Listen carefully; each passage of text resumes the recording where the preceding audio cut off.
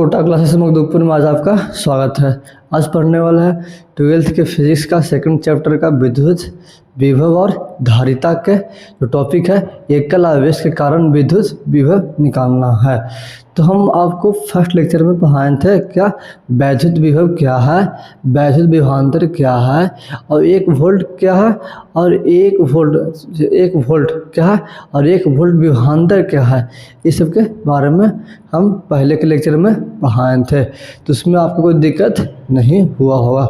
उसके बाद lecture second है, इसमें क्या करेंगे कि एकल आवेश के कारण क्या होगा वैद्युत विभव, उसके बारे में पढ़ाएंगे। तो चलो बिना कोई टाइम वेस्ट किए हुए एकल बिंदु आवेश के कारण वैद्युत विभव निकालने के लिए आपको सिखाते हैं।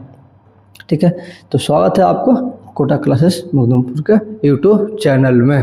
देखो पढ़ना एकल बिंदु आवेश के कारण वैद्युत विभव, एकल बिंदु आवेश के कारण वैद्युत विभव यानी electric potential due to single point charge के कारण इलेक्ट्रिक पोटेंशियल निकालना है। क्या निकालना है? Electric potential single point charge के कारण। तो देखो पहली बात बताओ, वैद्युत विभव करवाए थे रिवीजन। वैद्युत विभव में क्या पढ़ाए थे? किसी धन परीक्षण आवेश को अनंत से किसी बिंदु P तक लाने में किया गया कार्य और परीक्षण आवेश के अनुपात को क्या बोलते हैं? वैद्युत विभव। यानी किसी धन परीक्षण आवेश को अनंत से किसी बिंदु P तक लाने में किया गया कार्य और परीक्षण आवेश के अनुपात को वैद्युत विभव कहते हैं। इसमें आपको कोई दिक्कत नहीं होना चाहिए। अब था 1 वोल्ट, तो 1 कूलम आवेश को लाने में किया गया कार्य अगर 1 जूल होता है तो वैद्युत विभव 1 वोल्ट होगा। बस यही था। तो आज का जो टॉपिक है उस पर चलते हैं। जो आज का टॉपिक है क्या पढ़ना है?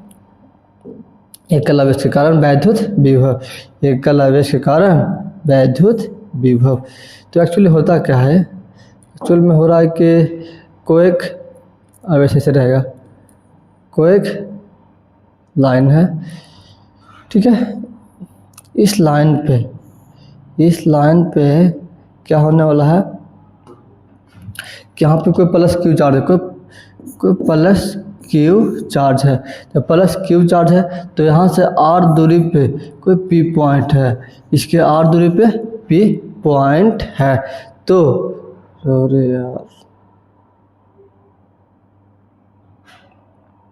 r दूरी पे P पॉइंट है।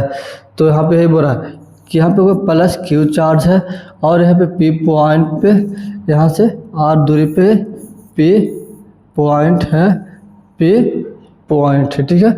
तो बताना है कि इस पे वैद्युत विभव क्या होगा।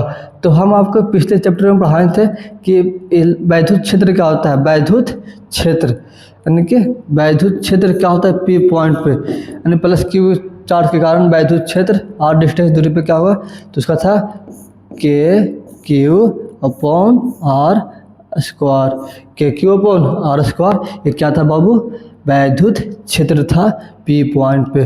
किसी कारण? सिंगल पॉइंट चार्ज के कारण electric field, single point charge के कारण यानी एकल बिंदु आवेश के कारण वैद्युत क्षेत्र था। क्या था? वैद्युत क्षेत्र। इसको लिखने का तरीका ऐसे भी था कि K का वैल्यू क्या होता है? 1/4 पाई एप्सिलॉन नॉट Q/r²। ये तुम्हारा क्या हो गया? वैद्युत क्षेत्र। ये तुम्हारा क्या हो गया? वैद्युत क्षेत्र। इसमें कोई दिक्कत? ये आपका क्या है? वैद्युत क्षेत्र। इसी प्रकार हमको आज क्या पढ़ना है? वैद्युत विभव निकालना। क्योंकि चैप्टर पढ़ना है विभव के बारे में तो विभव निकालेंगे, इसका मतलब पोटेंशियल निकालेंगे। तो पोटेंशियल क्या होगा? विभव यानी कि V पे निकालना है, P पॉइंट पे विभव। इसका जो इसका फार्मूला होता है वो KQ/r होता है। क्या होता है? KQ/r। जो इसका P पॉइंट पे निकालेंगे विभव वो KQ/r आता है। इसी को आज हम प्रूफ करेंगे। इसको हम ऐसे ही बोल सकते हैं कि V निकालना, इसका तो 1/4 पाई एप्सिलॉन नॉट Q/r। ऐसे करके भी हम निकाल देंगे क्या? वैद्युत विभव, इसमें कोई दिक्कत नहीं होना चाहिए। आज हमको यही प्रूफ करना है।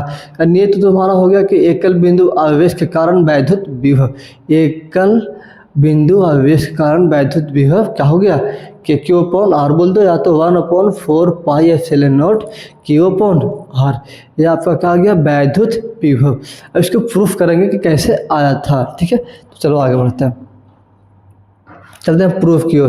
प्रूफ में क्या होता है कि आपको वो पॉइंट पे क्या था plus q charge, B point पे निकालना है वैद्युत विभव। तो होता क्या है, वैद्युत विभव का डेफिनेशन ही होता है कि किसी धन परीक्षण आवेश को, किसी धन परीक्षण आवेश को, तो यहाँ पे देख लो, किसी धन, जैसे मैं यहाँ पे था ना, तो हम किसी भी चार्ज को, मतलब कोई क्यू नोट चार्ज है ना, इसको जो अनंत पे है इसको बिंदु पी पे लाते, यानी क्यू नोट से बिंदु पी तक ले जाने में किया गया कार्य और परीक्षण आवेश के, यानी कि क्या होता है विभव कि किसी धन परीक्षण आवेश को, किसी धन परीक्षण आवेश को अनंत से बिंदु P तक ले जाने में किया गया कार्य, ले जाने में किया गया कार्य और परीक्षण आवेश के अनुपात को क्या बोलते हैं वैद्युत विभव। यह है कि अनंत से बिंदु P के बीच लेकर जाने में किया गया कार्य को क्या बोलते हैं, और उसके परीक्षण आवेश के अनुपात को वैद्युत विभव कहते हैं। तो इसी प्रकार यहाँ पे क्या हो रहा कि हम अनंत से किसी बिंदु को ला रहे थे परीक्षण आवेश को, तो बी पे ला देंगे, अनंत से बी पे ला दें, तो जब तुमको पता है कंफर्म बात है कि वो पॉजिटिव चार्ज है, परीक्षण आवेश पॉजिटिव लेते हैं, तो ये आपका फोर्स इस तरफ लगाएगा, यानी फोर्स क्या लगाएगा इस तरफ क्या लग रहा है फोर्स, इसके अपोजिट। ठीक है, फोर्स लग रहा है। हमको करना क्या है कि ये जो फोर्स लग रहा है, यानी कि इस तरफ जो चार्ज क्यू नोट यहाँ लेके आए, इस क्यू नोट को धीरे धीरे ये पॉइंट पे लेके जाएंगे, तो छोटा सा dx को डिस्प्लेसमेंट करवाना है। तो देखो पहले लिखना क्या है, इतना फिगर बनाने के बाद, जैसे मैं ये तो आपको पता है r दूरी पे है, ये आपका x दूरी पे है, जो b पॉइंट है वो x दूरी पे है। तो बोलेंगे कि माना एक बिंदु आवेश प्लस क्यू वायु या निर्वात में स्थित है, यानी आपका प्लस क्यू है वो वायु या निर्वात में स्थित है, जो कि बिंदु O पे स्थित है, यानी कि निर्वात में स्थित बिंदु O पर स्थित है। फिर इसे r दूरी पर स्थित बिंदु P पर, इसे r दूरी पर बिंदु P पर वैद्युत विभव ज्ञात करना है। क्या करना है, वैद्युत विभव ज्ञात करना है। तो क्या करेंगे, बोलेंगे प्लस क्यू आवेश के कारण क्यू नोट आवेश पर लगने वाला बल निकालेंगे। क्या निकालेंगे, यानी कि जो प्लस क्यू, इसके कारण क्यू नोट पे क्या बल लगेगा पहले वो बताओ। तो आपको पता है कूलम्ब्स के नियम से क्या होगा, F इक्वल टू के q naught upon, Q note कहाँ है आपका x दूरी पे है, इसका मतलब x का स्क्वायर, ये बोल दो, या तो आप 1/4 pi epsilon note Q naught upon x square बोल दो। इसको हम इक्वेशन फर्स्ट बोल देंगे, इसमें कोई दिक्कत आपको नहीं हुआ होगा। ठीक है, इसके बाद चलो फिर क्यू नोट आवेश को बिंदु P से, क्यू नोट आवेश को बिंदु P से बिंदु A तक dx विस्थापित करने में किया गया कार्य। हमको फोर्स पता हो गया, इस B पॉइंट पे हमने तो फोर्स निकाल लिया। अब बताओ जब हम फोर्स निकाल लिए तो B से dx पे ले जा रहा है, छोटा सा दूरी डिस्प्लेसमेंट करवा है, इसका मतलब छोटा सा कार्य होगा। तो छोटा सा दूरी डिस्प्लेस करवाएं, इस चार्ज था, ये फोर्स था, इस फोर्स के कारण क्यू नोट को छोटा सा डिस्प्लेसमेंट क्या करवा रहे हैं, डिस्प्लेस करवा दें, नहीं विस्थापित करवा दें, तो छोटा सा कार्य होगा। छोटा सा डिस्प्लेसमेंट के कारण छोटा सा कार्य होगा, आपको भी पता है। तो हम छोटा सा डिस्प्लेसमेंट, तो यहाँ पे था क्यू नोट, इसको इस पॉइंट dx पे डिस्प्लेस्ड करवा दिए, तो आपको छोटा सा वर्क निकलेगा, यानी कि छोटा सा कार्य होगा। तो ये बोल रहा कि क्यू नोट आवेश को बिंदु B से बिंदु A तक dx विस्थापित करने में किया गया कार्य। तो आपको पता है कि छोटा सा डिस्प्लेसमेंट, तो छोटा सा वर्क, इसका मतलब कि dw बराबर F.dx।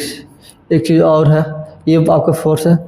अब बताओ ये फोर्स इंटू डिस्प्लेसमेंट, फोर्स उस तरफ, डिस्प्लेसमेंट इस तरफ, फोर्स उस तरफ, और डिस्प्लेसमेंट इस तरफ। इसका मतलब फोर्स और डिस्प्लेसमेंट अपोजिट चल रहा, फोर्स डिस्प्लेसमेंट अपोजिट चल रहा है।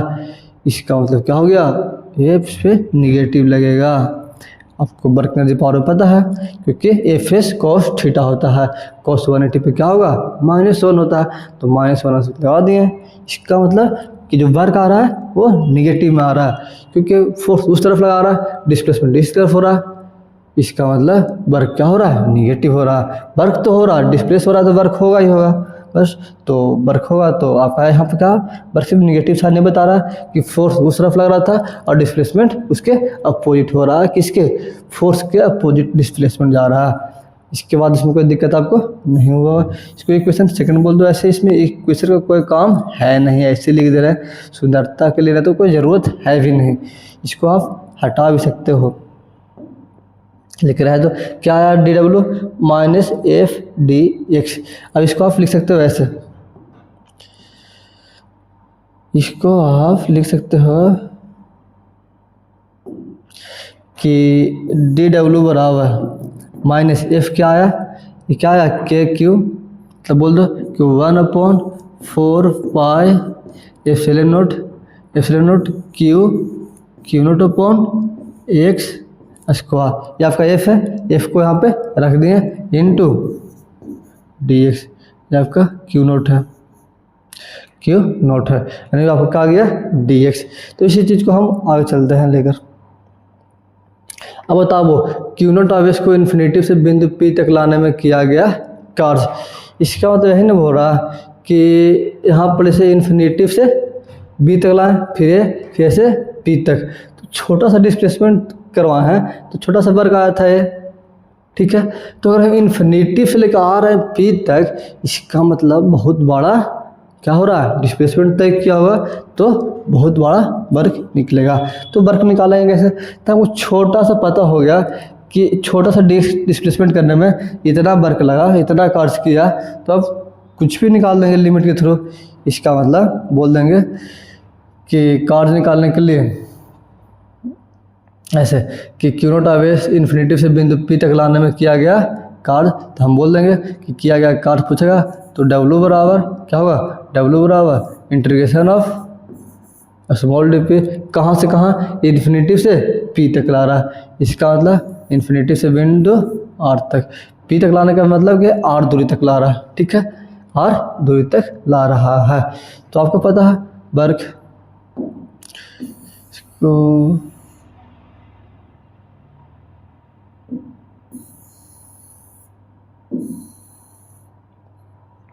है ना, दिख रहा होगा।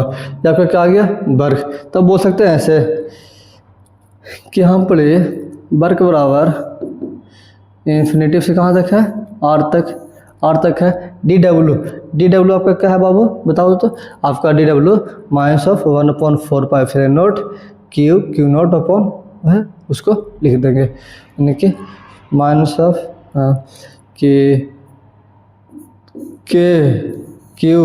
Q naught upon x square D x. यही है ना कि -1/4 pi epsilon note Q naught upon x square D x. इसको इसमें रख देंगे, क्या करेंगे, रख देंगे कि Q naught upon x square D x. इसका करना है इंटीग्रेशन। अब बताओ क्यू नोट है, सब क्या है, यहाँ पर डी एक्स के रिस्पेक्ट में करना है इंटीग्रेशन, तो भाई सिर्फ हमको एक्स चाहिए, बाकी तो कांस्टेंट की तरह ट्रीटमेंट करेगा। इसका मतलब कि के बोल दो 1/4 pi epsilon note 4 pi epsilon note बोल दो के का, और क्या है क्यू नोट गुना हुआ तो क्यू नोट आएगा। इसको ध्यान से लिखो यार। इसका मतलब बाहर निकाल दो के क्यू नोट बाहर निकल गया, तो क्या बचा, इंटीग्रेशन ऑफ इन्फिनेटिव से आर 1/, क्या बच गया 1/x square, 1/x square. Negative तुम रहने दे सकता है, निगेटिव तुम रहने दो, कोई दिक्कत ना है, यहाँ पे निगेटिव रहने दो, ये रहने दिए। इसके बाद चलो इसका करना है क्या, इंटीग्रेशन। इसका क्या करना है, integration with respect to d x. तो करो, तो क्या आ जाएगा के क्यू नोट, इसको लिख सकते हैं कि इन्फिनेटिव से कहाँ तक है, आर तक है। इसका मतलब इसके एक्स के पावर -2 dx लिखेंगे, एक्स के पावर -2 लिख सकते हैं। अब आपको पता होना चाहिए कि एक्स के पावर n का integration with respect to dx क्या होता है, एक्स के पावर n+1 अपॉन n+1, इसके पावर n+1 अपॉन इसके पावर n+1। तो यहाँ पर क्या है बताओ, वर्ग निकाल रहा है तो के क्यू नोट, यहाँ पर क्या है एक्स के पावर -2 है, इसका मतलब जिसका वैल्यू आएगा इंटीग्रेशन में वो एक्स के पावर -2+1 अपॉन -2+1, कहाँ से कहाँ बाबू, इन्फिनेटिव से आर तक, इन्फिनेटिव से आर तक। कोई दिक्कत, इसके पावर -2 था, क्या था इसके पावर -2, इसका मतलब यहाँ पर n+1 था, n+1 जो नंबर है उसको हम 1 ऐड करेंगे, 1 नीचे में भी ऐड करेंगे, तो है कि -2+1 कर दिए, इसमें कहीं कोई दिक्कत नहीं होना चाहिए आपको। अब बताओ इसका मतलब W बराबर क्या आएगा, के क्यू नोट, ये क्या आ गया एक्स के पावर -1 अपॉन -1 और इन्फिनेटिव से आर तक। इसके बाद क्या आ गया वर्ग के क्यू नोट, ये क्या आ गया -1 अपॉन माइनस क्या हो गया खत्म, माइनस खत्म कर देंगे, माइनस कट गया, क्या बच गया 1 अपॉन एक्स, कहाँ से कहाँ, इन्फिनेटिव से आर। अब पुट कर दो, लिमिट में इंटीग्रेशन में upper limit minus lower limit होता है इंटीग्रेशन में। ऐसे होता है कि जैसे मैं मान लो कि एक्स किए हैं इसका इंटीग्रेशन, तो अगर ये 1 से 2 है और इसका निकालते हैं इंटीग्रेशन तो आता है x²/2, तो अब 1 और 2 रहेगा तो 2 पहले पुट करेंगे अपॉन 2 है तो 2 -1 के बाद में पुट करेंगे, यानी upper limit minus lower limit करते हैं किसमें, इंटीग्रेशन में। तो इसमें कोई आपको दिक्कत नहीं होना चाहिए। तो ये किया 1/x और कहाँ से कहाँ, इन्फिनेटिव से आर, तो आप पुट करेंगे इंटीग्रेशन तो निकाल दिए, तो upper limit minus lower limit, तो वर्ग बराबर क्या आएगा, के क्यू नोट पुट करो तो 1/r -1/- इन्फिनेटिव। आपको भी पता है कि 1/∞ क्या आता है, 0 आता है, इसका मतलब ये आपका क्या हो गया 0, इसका मतलब क्या आ गया के क्यू नोट अपॉन आर, ये क्या आ गया आपका वर्ग आ गया, या फिर क्या आ गया कार्ज, या फिर क्या आ गया कार्ज। इसका मतलब कि इन्फिनेटिव से बिंदु P तक लाने में किया गया कार्य हमने बहुत आसान तरीक़ों से निकाल दिया। आपका क्या निकल गया कार्य। अब कार्य निकाल दिए तो बिंदु P पे क्या निकालेंगे बताओ, बिंदु P पे क्या निकालेंगे, देख रहे हैं कि दिख रहा है कि नहीं वीडियो में, हाँ दिख रहा है, कोई दिक्कत नहीं है। तो बताओ बिंदु P पर वैद्युत विभव निकालना है, क्या निकालना है, बिंदु P पर वैद्युत विभव, क्या निकालना है बिंदु P पर, बोलेंगे कि बिंदु P पर वैद्युत विभव निकालना है, क्या निकालना है वैद्युत विभव। तो बताओ P तक लाने में किया गया कार्य से निकाल दिए। आपको पता है कि विभव बराबर, आपको बहुत सही तरीक़े से पता है क्या विभव बराबर क्या होता है, विभव बराबर बताओ बिंदु P तक लाने में किया गया कार्य एवं परीक्षण आवेश के अनुपात को क्या बोलते हैं, विभव बोलते हैं, क्या बोलते हैं, विभव बोलते हैं। तो आपको पता होना चाहिए कि V बराबर वर्ग क्या निकला बताओ, वर्ग क्या है k q naught upon r, k q naught upon r upon क्या हो गया क्यू नोट। इसका मतलब क्या नीचे में क्यू नोट ऐसे कट जाएगा, क्या बच गया V बराबर के क्यू अपॉन आर, या फिर क्या निकल गया बिंदु P पर वैद्युत विभव, ये बोल दो, या V बराबर 1/4 pi epsilon naught q upon r बोल दो। ये दो आपका क्या आ गया फार्मूला, किसका? वैद्युत विभव का। यानी कि किसी धन परीक्षण आवेश को अनंत से बिंदु P तक लाने में किया गया कार्य और उसके परीक्षण आवेश के अनुपात को क्या बोलते हैं? वैद्युत विभव। बस वही डिफरेंस लगाकर W/Q0 किए हैं तो आपका विभव निकल गया। तो इसमें आपको कोई दिक्कत नहीं होना चाहिए। बोल देंगे कि यह एकल बिंदु आवेश के कारण वैद्युत विभव है, यह एकल बिंदु आवेश के कारण बिंदु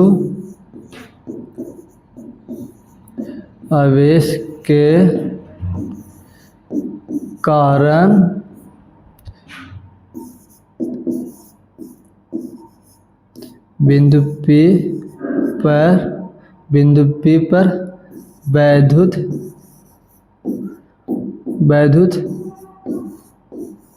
विभव है। इतने आपको लिखना है। बोर्ड एग्जाम में 5 नंबर का अगर सवाल आता है तो आपको इतना ही लिखना है। तो इसमें आपको कोई दिक्कत? क्या गया? विभव एक बॉक्स में लिख देते हैं। यानी आपका आया फार्मूला बाबू, तो जब फार्मूला आया विभव क्या गया कि Q/R या 1/4 पाई एप्सिलॉन नॉट Q/R के आपका क्या गया? वैद्युत विभव। ये क्या आ गया? वैद्युत विभव। किस पॉइंट पे? P पॉइंट पे। तो इसमें आपको कोई दिक्कत नहीं होना चाहिए। तो अब चलते हैं क्लास को लास्ट की ओर। Thank you. आपने अगर बहुत ही शिद्दत से आपने लेक्चर को देखा है तो आपको समझ में आ गया होगा। इसमें कोई दिक्कत नहीं होना चाहिए। देखो हम हर एक टॉपिक धीरे धीरे कवर करेंगे। क्यों कवर करने का एक रीज़न है कि अगर हम टॉपिक धीरे धीरे पढ़ाते हैं तो कोई भी देखो हम पढ़ा रहे हैं सीरियल ढंग से। कोई बच्चा अगर पढ़ रहा है तो एक दिन में 2 लेक्चर देखना। अगर कभी बाद में देखते हो तो अभी तो डेली आ रहा है टॉपिक 20 मिनट 25 मिनट का। क्यों? क्योंकि एक टॉपिक में जितना टाइम लगेगा उसको कर देंगे। उससे क्या होगा कि अगर कोई बच्चा सर्च मारेगा, जैसे मैं मार दिया कि एकल बिंदु आवेश के कारण वैद्युत विभव, भाई दीपू भैया खट देवर आ जाएगा। और नाम भी नहीं लिखेगा तो आ सकता है। इसीलिए काम किया जा रहा है कि हम आपको जिस तरीके से आप लोग सर्च करते हैं उस तरीके से हम आपको पढ़ा के दे रहे हैं। यानी कि कोई बच्चा अगर पढ़ना चाहता है रेगुलर तो आप एक दिन में 2 वीडियो देख सकते हो। मिनिमम आपको 1 घंटा पहुंचना चाहिए लेक्चर टाइमिंग, तो आप उसको 1.5 घंटा तक देख सकते हो। तब आपको एक प्रॉपर कोचिंग की तरह पढ़ सकते हो। ठीक है, इसीलिए कह रहा है कि अगर भी तो लेक्चर आ रहा है 20 मिनट का तो आप देखते जाओ धीरे धीरे। लेकिन जो बच्चा बाद में देख रहा होगा उसके लिए बोल रहा है कि आप एक दिन में 2 देखें, क्योंकि आपको समझ में आ रहा होगा अगर आप कोचिंग की तरह पढ़ना चाहते हो तो। अदरवाइज आपको इस टॉपिक में डाउट था तो हम आपसे आशा करते हैं कि हम मतलब आपको समझा पाए होंगे बढ़िया से, क्योंकि ऐसे ही बनाना होता है बोर्ड एग्जाम में जो कि 5 नंबर का सवाल आ जाता है। तो बहुत बहुत धन्यवाद आपने अगर लेक्चर को सही तरीके से देखे हो तो। चलो मिलते हैं नेक्स्ट लेक्चर में, तब तक के लिए बाय।